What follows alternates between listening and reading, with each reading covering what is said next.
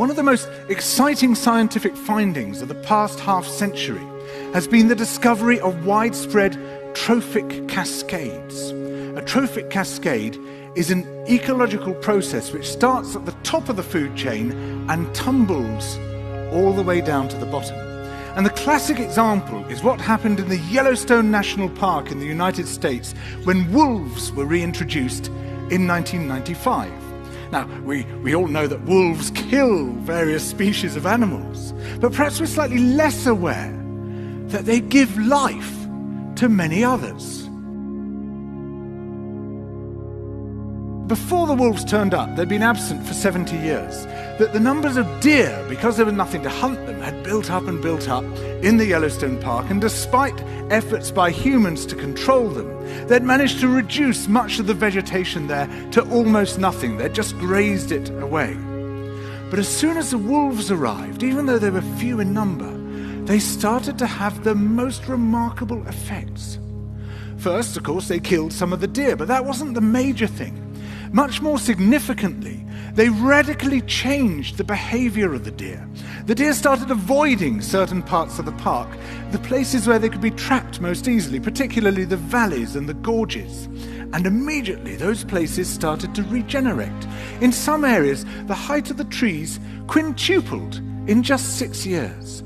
Bare valley sides quickly became forests of aspen and willow and cottonwood. And as soon as that happened, the birds started moving in. The number of songbirds, of migratory birds, started to increase greatly. The number of beavers started to increase because beavers like to eat the trees.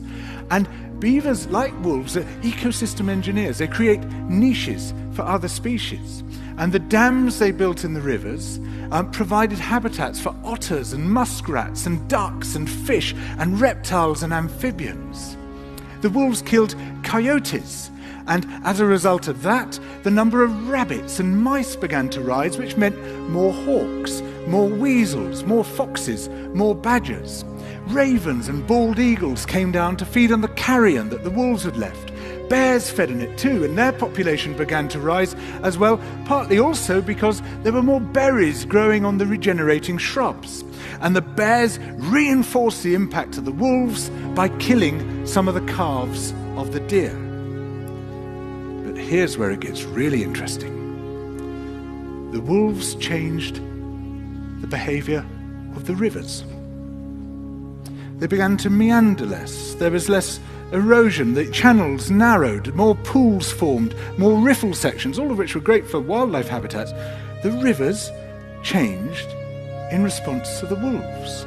And the reason was that the regenerating forests stabilized the banks so that they collapsed less often, so that the rivers became more fixed in their course. Similarly, by driving the deer out of some places and the vegetation recovering on the valley sides, there was less soil erosion because the vegetation stabilized that as well.